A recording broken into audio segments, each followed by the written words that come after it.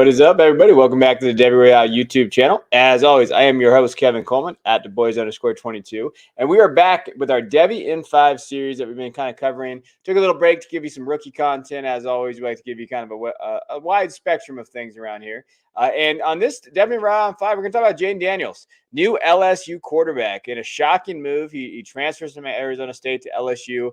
LSU was not on a lot of people's lists when this came up, and for a lot of good reasons we'll talk about. But regardless, it looks like it's an interesting move, and we got to talk about what this means for him. I mean, Jayden was coming in, and he had a very good freshman year. He's getting drafted kind of in that first to second round last year, and people are still high on him coming in, or even the year before. I mean, he had a good year, and so when we talk about Devy, I think the biggest thing is like, can you recoup some of that value? What does he look like in campus to Canton? So let's dive in. Last year, obviously not a great season for him. The size matters. I mean, he's going to be put down to 6185, but the weight is just something that I think we'll talk about as being kind of a negative for him. But last year was kind of inconsistent year, 197, 301, 65% completion percentage, 2,300 yards, 10 touchdowns, 10 interceptions. He did have 710 yards and 6 touchdowns on the ground. And I think that's, when we think of Jayden and we think of kind of his impact, we're thinking of his dual threat ability. I mean, he's one of the best dual threat ability quarterbacks in college football, if we're being honest. And he always has been in high school as well. But the thing is with him is like, what is he now? So now when we project him forward, will he take those next steps? And, when we look at kind of what he does well, I mean, he's got the size in terms of like, prototypical quarterback. But again, size matters in terms of his weight. Can he get to that 200? I don't know if he can. And I think there's a lot of red flags about just how small that is. He has athleticism, though. So when you're looking at as a quarterback with what he can do, he is an athlete. So, and we'll see that on the tape when we watch it here in a minute. Arm strength, I like his arm strength. I think he has pretty good arm strength from different levels. I think he can hit intermediate, short, deep throws pretty well, pretty consistently as well. So I do think that there's athleticism, arm strength there. I like his decision making. I know he threw 10 interceptions last season. I think a lot of those interceptions, though, are him trying to do something outside of himself because the team was struggling. I think that he has value there. I think he does make good decisions. He did his freshman year. You saw a little bit of sophomore year, but the sophomore year was so bad with the COVID issues that Arizona State was dealing with. You got to remember, too, all the sanctions that were happening. There was a lot of things that's happened to Arizona State that he's been able to kind of persevere through. So I do like that about him. Now, if we're watching his tape, again, this is the good right here. This is what he did well. And what I thought he did well his sophomore season. He can run. I mean, he's got that dual threat ability, and he has that kind of Konami ability that you like to see from your quarterbacks. Again, sets it up, will make a good decision when he needs to, gets it to the right receiver that he needs to go to. So when we're looking at kind of from a perspective of what he does well, I do think he plays within himself in that offense. So when we're thinking of like, what does he do within it?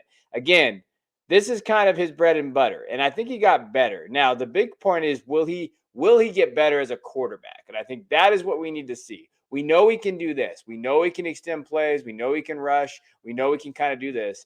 I think the key for him at LSU is he going to be able to develop? Now, I don't know about that. I think that's the question mark, right? Will he's going to be able to develop it there? I think that is the biggest thing, and I think that's what people are worried about. But again, he does make throws, though. You'll see it. I mean, he knows where he's going to go to the ball here, steps up in the pocket. I do like his mechanics. Like right here, that's a good throw on the numbers. I mean, and that's what you're looking for. Good. He's on the run. He's very good, and I think that is kind of where he goes when they get him out wide and he moves. I think he can do that as well. So I like these spots about him. Again, hits the deep throw, can hit the out, steps up in the pocket, gets into the numbers on the sideline. Those are the things that you like to see from Jayden. Now, where's he going right now as far as ADP? Now, again, ADP can be a misnomer depending on who you ask or what you see.